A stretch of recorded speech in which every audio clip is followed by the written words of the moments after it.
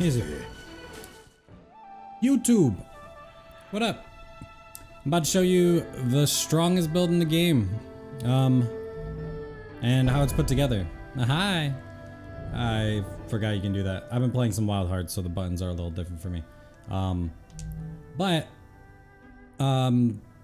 This build is all about the mana benevolence, the aspiration of restoring the Han Empire set.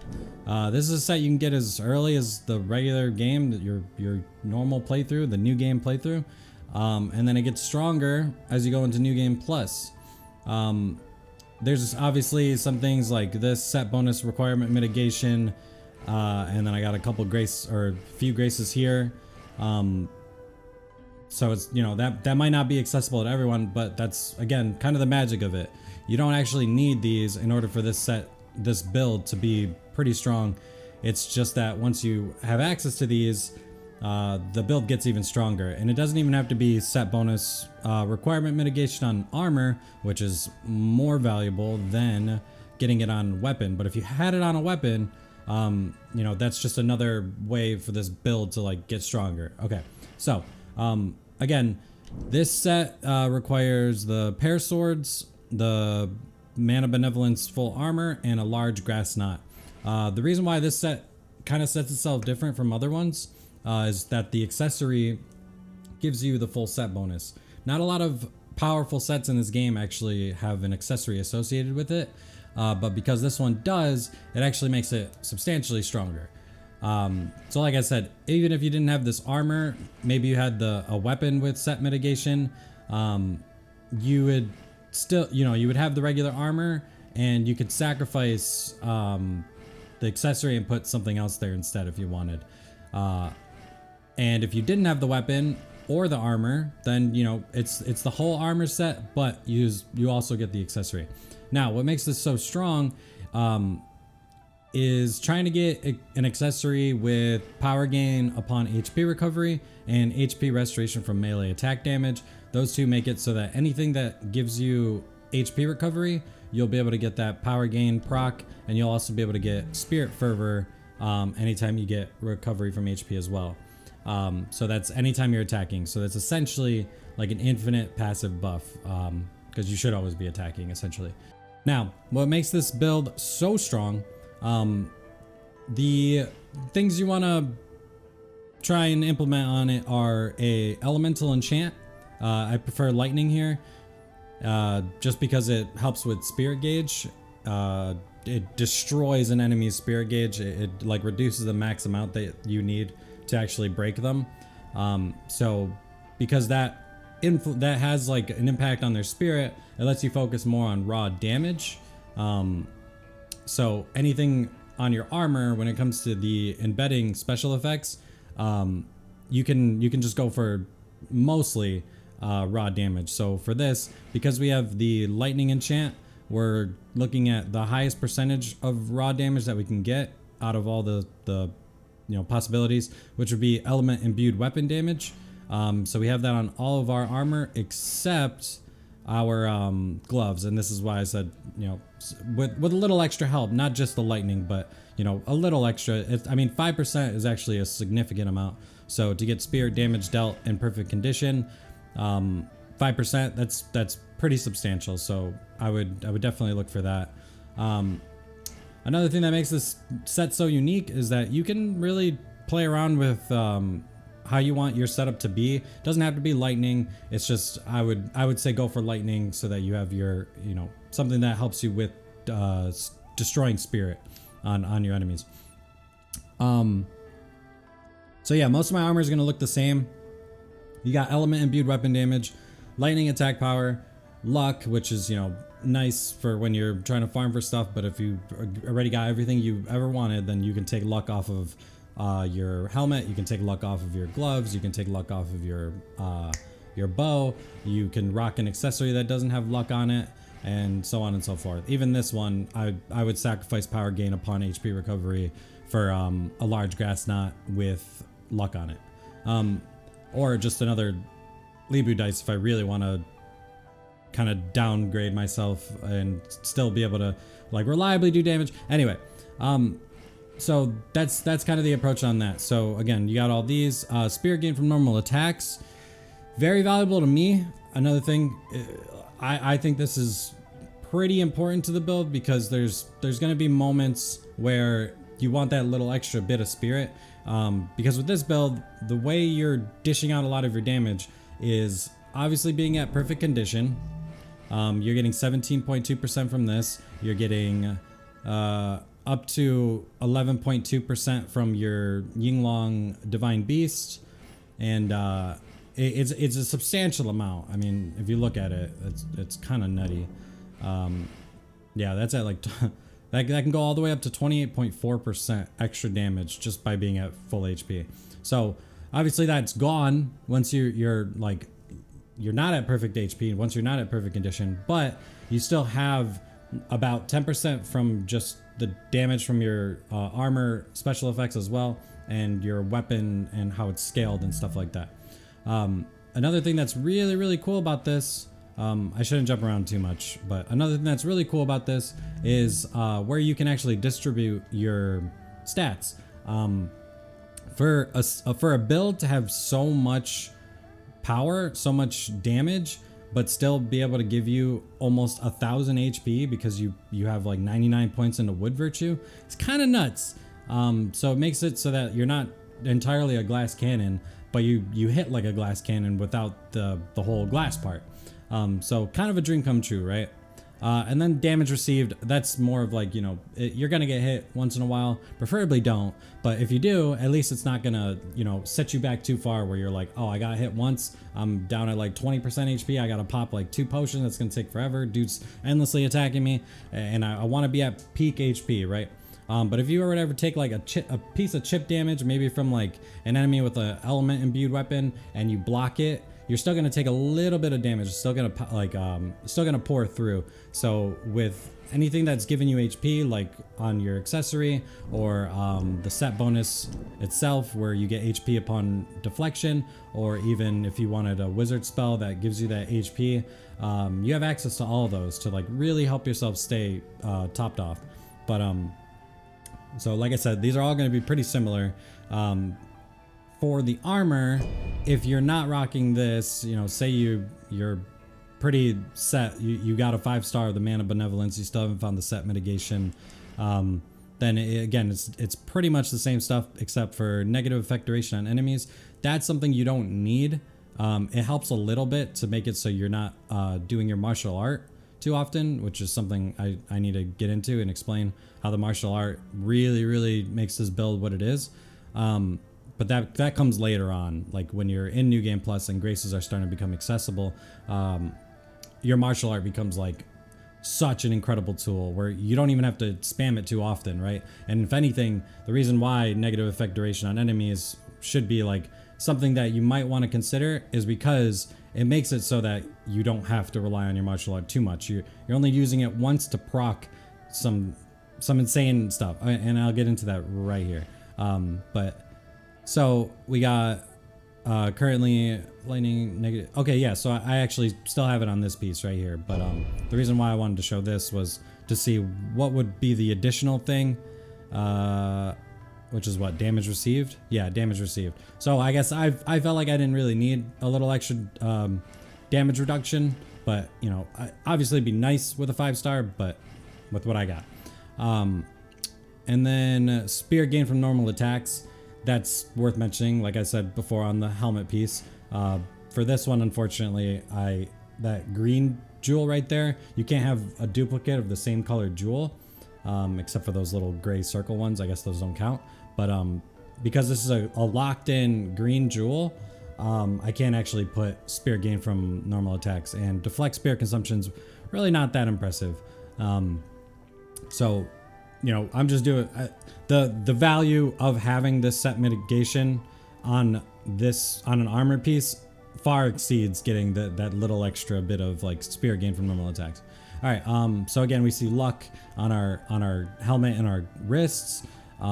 damage dealt in perfect, or spear damage dealt in perfect condition, lightning attack power again, spear gain from normal attacks again, and then this is personal preference. You don't need this. You can put anything else you want on there. You can go for your damage reduction. You can go for something else. But what's very worth mentioning is normally, without the martial art thing that I'm gonna get into, I promise.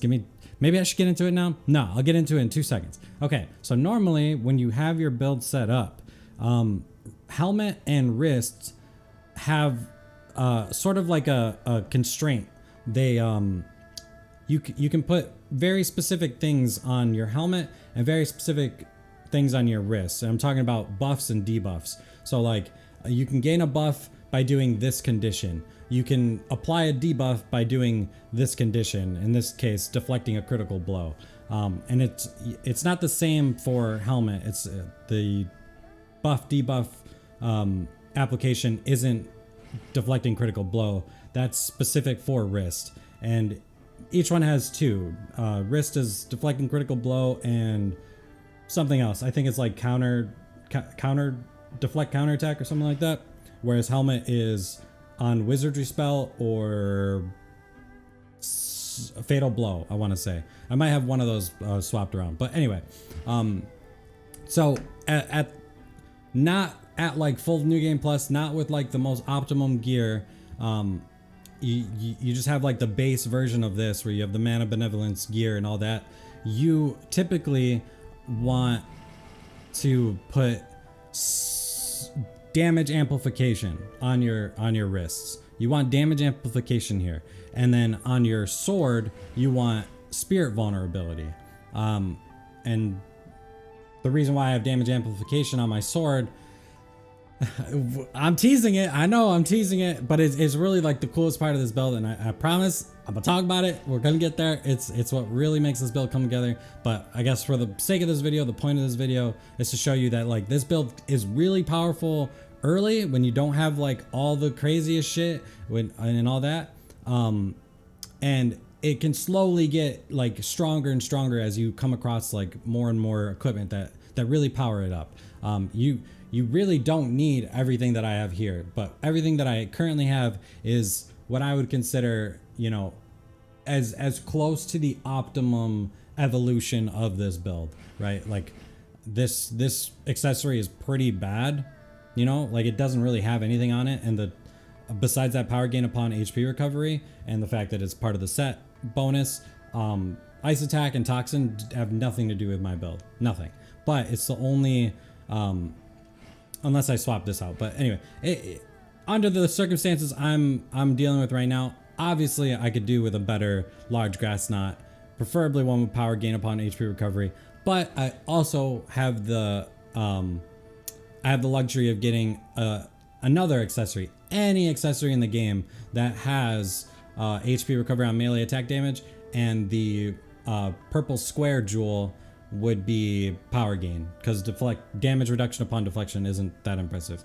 But so that, you know, that still leaves room for me. I could still make like minuscule upgrades. All right, anyway, and then it's going to be the same for the pants. You got element imbued weapon damage, lightning, damage received, spirit gain from normal attack, and negative effect duration.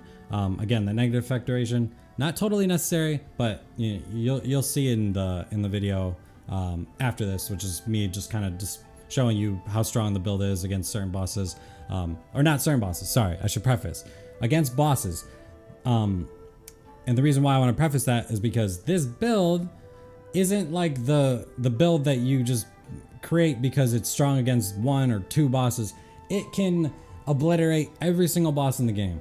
Now, I know everyone like farms that monkey for the for 5-star drops and stuff like that. You can ask my chat, people that have been watching me play this game. I refuse to fight that monkey because it's so boring, it's so brain dead, and it's not the way the game should be played. But you know, whatever. Like, it's not like I don't try and farm pandas for accessories and stuff like that, right? So like, if you want to do that, go for it. But it also makes for terrible stream content. So no one really wants to watch me farm the monkey that probably everyone that's watching is farming as well. But you don't need to, is what I'm saying. You don't need to, you know, put ice spells and maybe configure your armor a little bit to be strong with ice, and then just completely crap on that monkey time in and time out.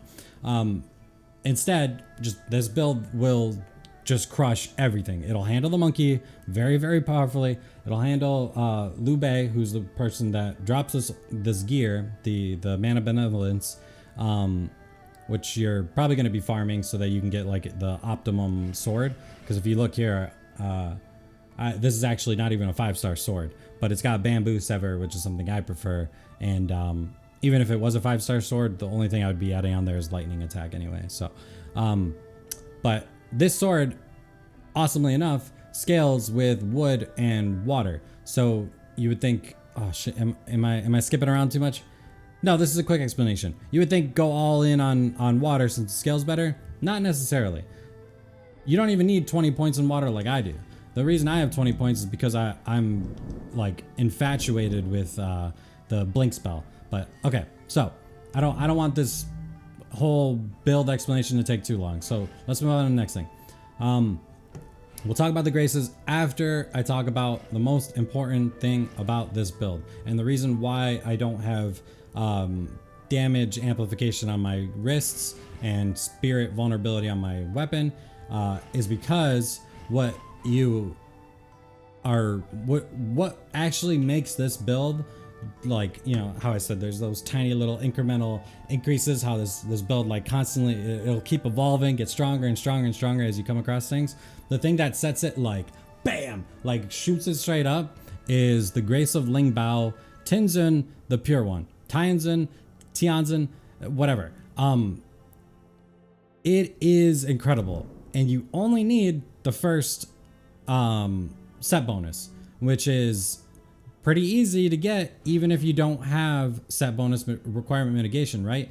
Because you would only need 2 of these, and as you can see I have it on a bow, so I could have easily had it on my other bow, and that would count as a set bonus, or a weapon, and that counts as a set bonus, right? And if I didn't want to use these weapons, you know, it doesn't have to be the Ling Bao Grace, but it could be like the other grace that you probably want, whatever, as your main weapon, and then as your secondary you would have the Pair Swords of Aspiration. So you don't need to use these swords, but these swords work very well with this build, and it helps that it's part of the set. So Ling Bao, the spirit vulnerability on enemy upon martial art makes it so that now you can put damage amplification on martial art on your weapon, and you're now applying 2 of the most powerful debuffs in the game, right? I don't know if I should even word it like that, but very, very powerful debuffs. He's going to be taking more spirit damage, which is, you know, another thing that allows us to focus more on raw damage. So more spirit damage, lightning, and our wrist having the spirit damage, that's more than enough to crush enemy spirits, right? And then on the weapon you got damage amplification, so that's, you know, you're doing more damage, and if you have teammates with you or the NPCs, the AI teammates, they're also going to be doing more damage because this is a debuff that's being applied to the enemy, so any damage sources on that enemy are going to be amplified. And then that's why power gain is pretty important too, because now that gives you that even more extra bump, right?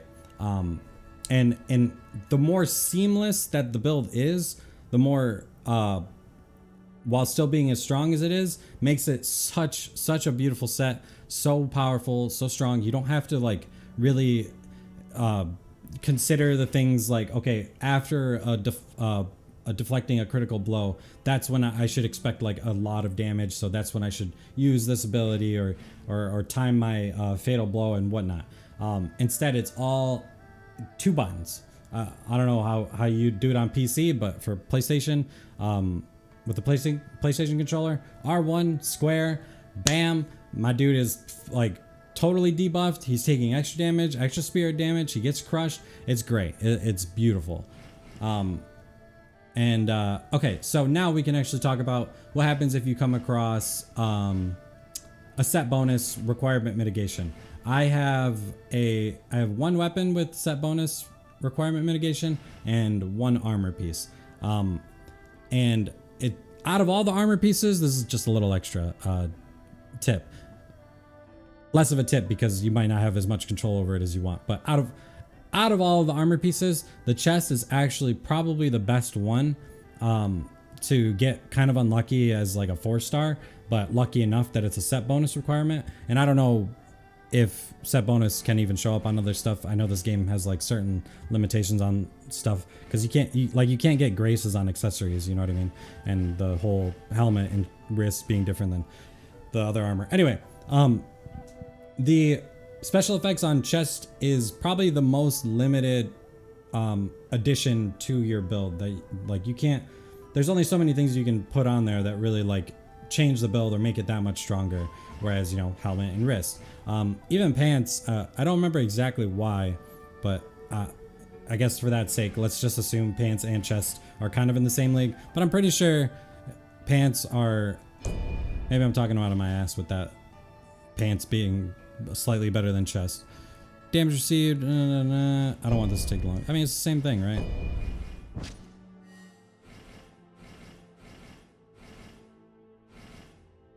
If anything, I mean, if they're the exact same, I'll be honest, it's probably better to get the pants because the set bonus requirement mitigation might have like, you know, it might be a light armor compared to the medium armor that these are. So you're not going to be losing as much defense as you would with this, right? Oh, and I should mention, if you are using this armor, like you haven't found that set bonus requirement mitigation, such a long word, then you will only have to put 3 points into the earth virtue and you'll be at exactly 69.9% equipment weight. And that'll put you at B agility in case you prefer that, right?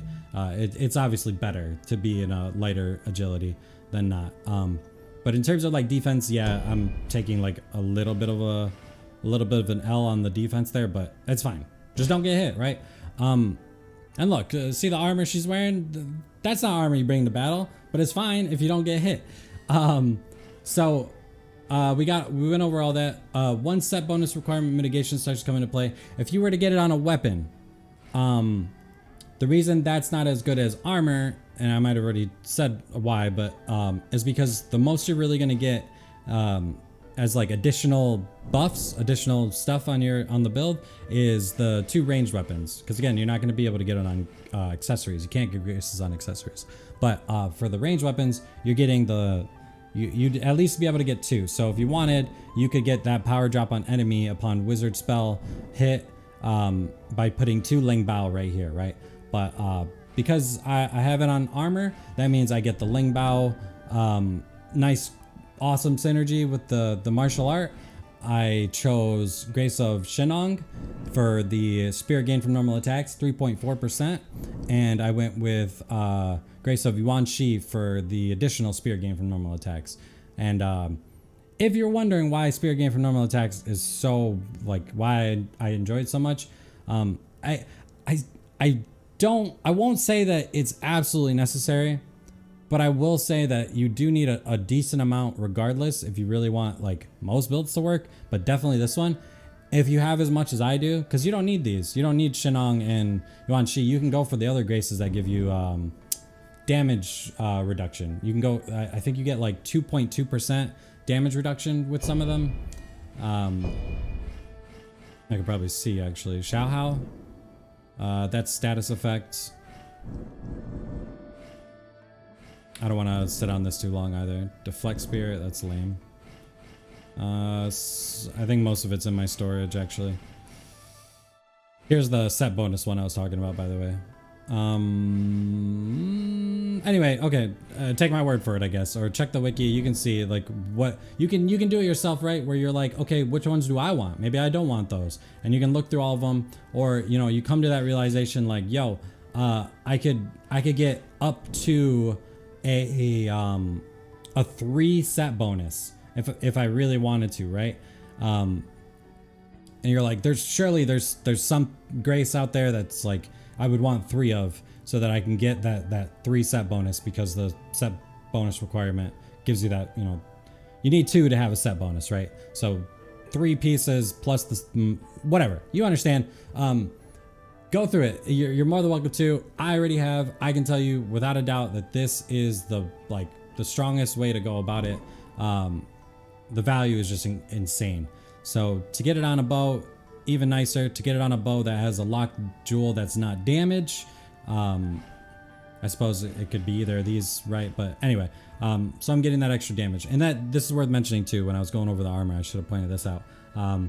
Your equipped bow, I mean, both of them are equipped, but the one that's you have like out on your person, right? Like you can swap between them.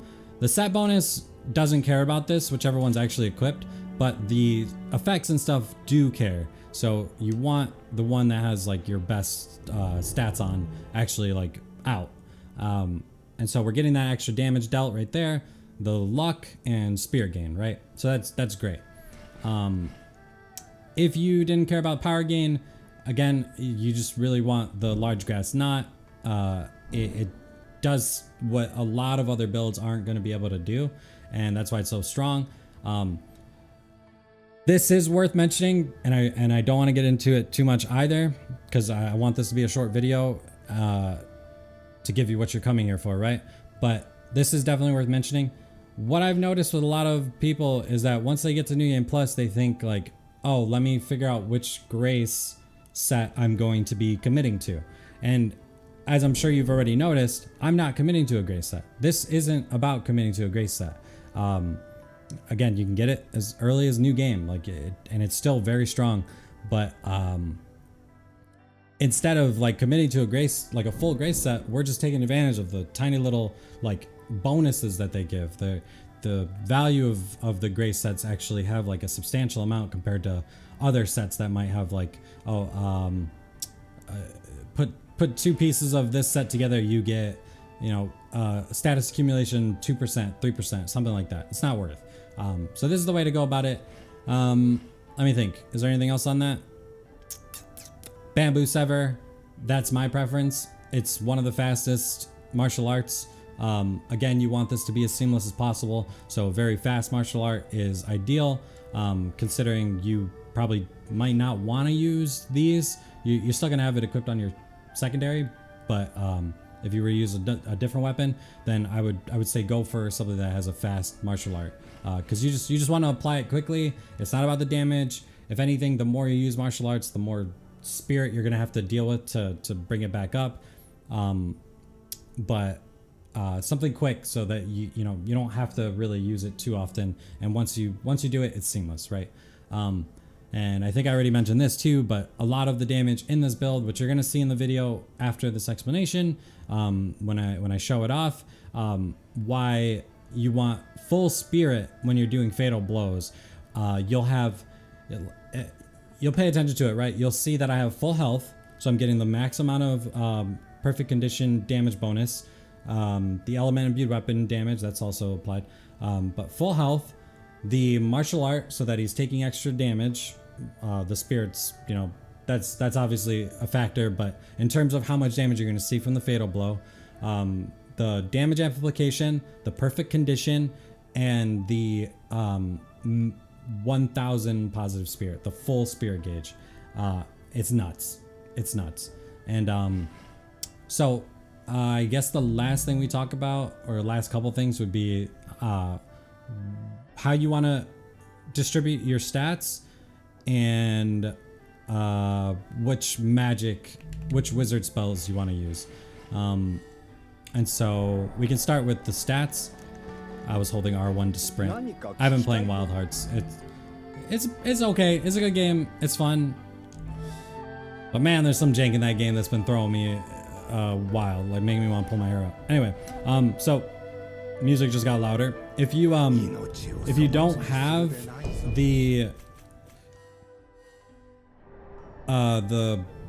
you're probably not going to have this chess piece, right? So you would have the Man of Benevolence. We'll use this as the prime example of the stat distribution. So as I was showing you earlier, right? Like with just 3 points into this, you'll notice at the bottom right there, the proportion, 69.9%. That puts you in the B agility, right? So you get to take advantage of that as well. I don't know if I should leave it in there to like as this demonstration, but anyway, so like I mentioned earlier, 99 into wood, you're getting nearly 1,000 HP, and the stats from each of these elements, I would say wood is like relatively good. Spear defense, that's nothing to scoff at, and spell duration, very, very powerful. Okay, kind of powerful. Maybe I shouldn't over exaggerate that, but and then water is like the least valuable in my opinion. An argument could be said about that, whereas like you have a ton of stealth, a ton of points into stealth. If you read stealth, it's not just like how quickly they notice you, but how much damage is dealt by a fatal strike to unaware enemies.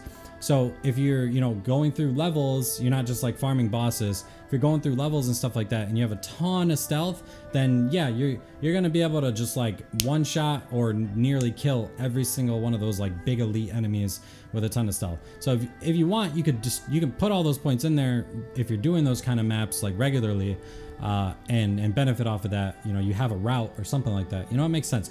But my counter argument to that is you're still going to be doing a lot of damage with a fatal strike on an unaware enemy, right? You're still going to be doing a lot of damage even if you didn't have that many points into water. So the counter to that is just use the stealth spell. You don't even need that many points in water to have it. I think it's only like 8. We'll go check in a second here to see how many you actually need. But the reason I have 20 is because of the blink ability, and I love that ability. It's one of the coolest ones in the game. And then let's see. So 99, that's the most you can put into one stat, one parameter. But that made it so that I could afford to put like the rest of my points into fire virtue, which in my opinion is probably the best like value for your buck, I guess, right? Because you're getting spirit gain rate from attack. Again, huge fan of that. And spirit consumption rate from martial arts. It's not because we're like worried about spamming martial arts and we want it to cost less. It's about the fact that we will have to use a martial art, and even if it's a cheap martial art, even if it's only like gonna cost 250 or less spirit to use, you're still using it. And it's important that you aren't in like neutral or negative spirit when you're going for the fatal blows, because the majority of your damage is going to be coming from those maxed out spirit gauge fatal blows. So to be able to use one spirit or one martial art, we'll see it in the video, but say you're at like 1,000, right? You use a martial art, it goes down to like 700 or something, or I'll reword it. Say you're at 1,000, you deal that last hit that like breaks their spirit, and then they're just kind of like groggy there waiting for that fatal blow, and the debuff isn't there because it ran out or whatever from the last time you used your martial art. You can afford to use your martial art. It'll put you down to like 700-800 or something like that, and then you hit them one time and you're back to 1,000. You know what I mean? So it's less about like managing it during the fight where you're like, oh, he's about to break, let me do the martial art, so that like once he gets to break, I can worry less about my thing being maxed out, my spirit and stuff like that. Trust me, it's seamless, it's flawless, it's awesome. And then as you saw with the weapon, it obviously scales higher with water, but only slightly, right? So if I were to take like, let's say 15 points out of that and put it into water, I would only have like +2, and maybe 15 points isn't a lot. You can argue that. For the sake of this argument, let's do 30 points total, right? Only +5. It's really not that much of a difference, and you're sacrificing a ton of HP because wood actually gives you, if you look here, you see how it's negative 63 HP right there. I'm taking points out, right? Like I'm losing 3 HP. So like every time I put a point into water, I'm gaining 3 more HP. 3 more HP, right? But every time you put a point into wood, you're gaining 5 right here, but that's probably because of the soft cap, right? There's 5, and like, you know what I mean? It keeps going. It's way more value, is what I'm saying.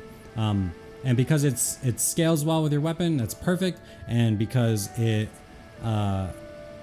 is something I don't do, but you're more than welcome to, because the build pretty much justifies it. But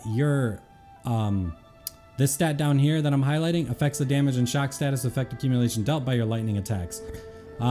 Status effect accumulation is something I am taking advantage of, but the damage dealt by your lightning attacks is something I don't personally take advantage of, but it's there if you want to. You can obliterate some stuff with lightning spells if you want. But this build and my playstyle kind of synergize with like this whole not having to drink potions, preferably. I shouldn't include that. So not having to cast spells more than a few times. Like if I need a buff, then I'll go for the buff, like damage amplification, and my martial art, right?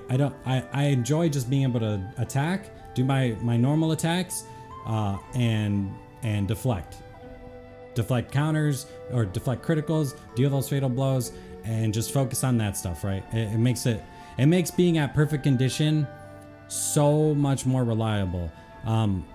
Maybe after 1,000 hours, you know, like then you can start implementing all this crazy old brain overload stuff. But like even for your average player, they should be able to manage this. They should be able to, you know, stay relatively at a good HP, and still be able to dish out a ton of damage. So that's the skills there. And then I keep holding R1. Here is my personal preference on the spells, and it can change. You can obviously set battle sets. I have one for PvP, my luck set, even though I have luck on all my stuff anyway.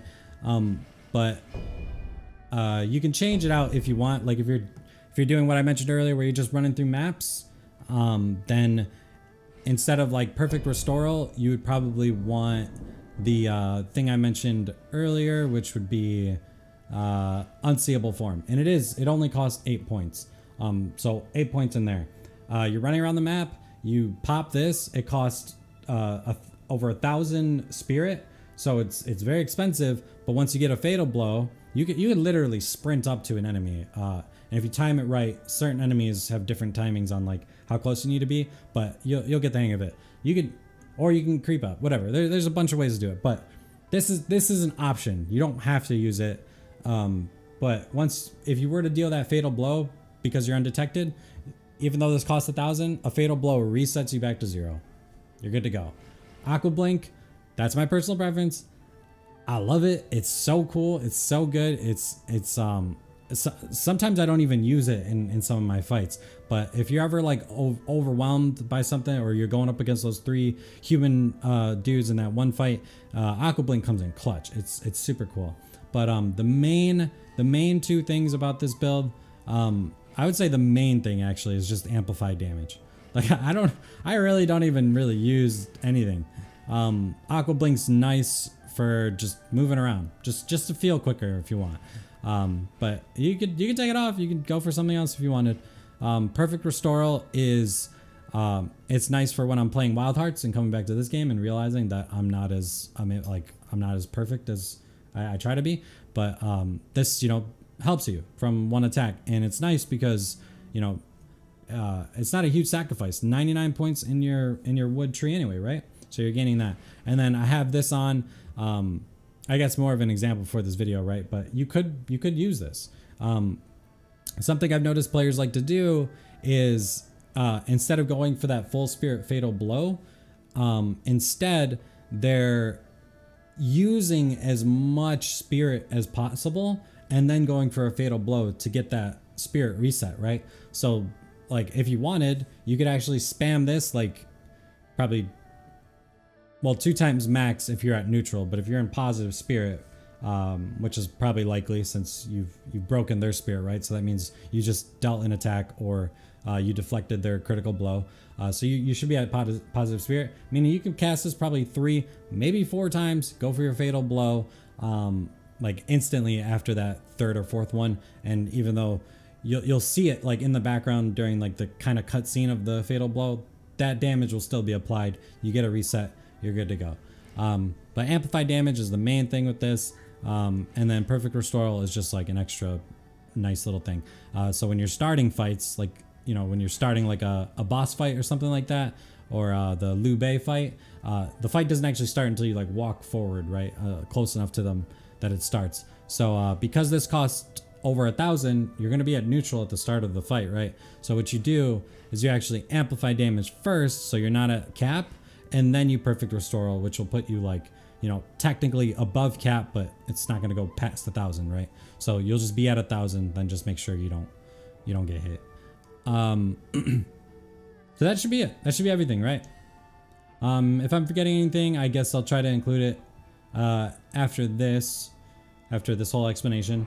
But what we should be seeing is the gameplay footage of me just destroying some bosses, right? The Liu Bei, who you get the sets from the Mana Benevolence set, and I think I fight.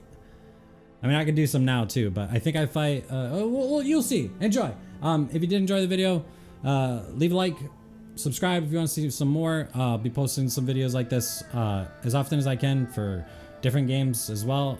There's probably a couple more videos I want to do for Wulong. I should have put this video out way sooner, and then I should, yeah. Thank you. Appreciate you guys hanging out. And then the Twitch channel, if you want to actually come see me live or ask questions or show off some of your builds, all that should be in the description below. You got my Discord, the Twitch channel, and anything else that's in there. But hope you guys enjoyed. Take it easy. Be safe. Peace.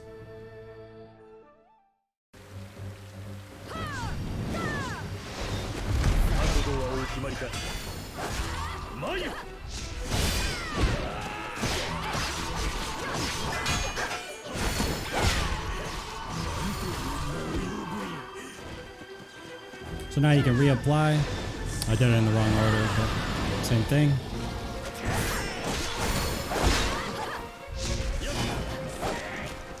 I should have done the back step there.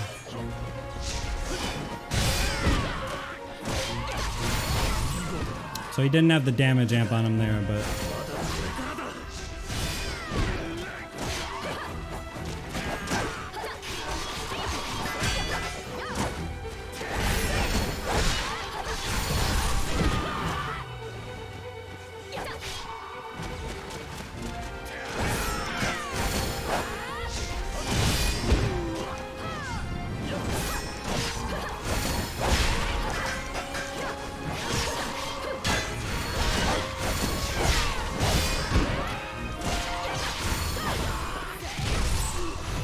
you can see how much damage that'll do with just the buffs applied, the debuffs applied, the power gain, and then the fatal blow. And even there, it was like a unique circumstance where it wasn't the traditional, okay, he's about to break, let's make sure we're at a decent amount.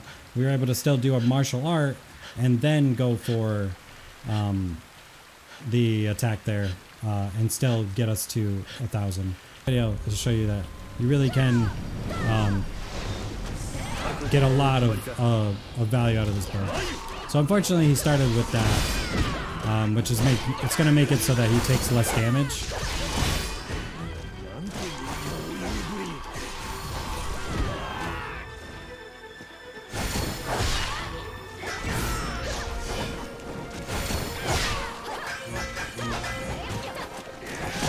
Oh, I thought I timed it. So now I need some HP or we're not going to get full value here. And honestly, that going for the heal there is like one of your other options. So let's reapply this as soon as he lets us. Even if I got to do it here, hit him once.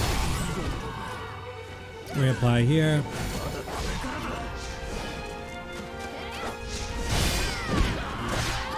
So he's close to breaking. We don't want to spend anything. Except now we have to because it took a second. But that's essentially it. We can still throw out our martial art to make sure that the debuff is applied, while still only having to hit him like one time to get the full amount there.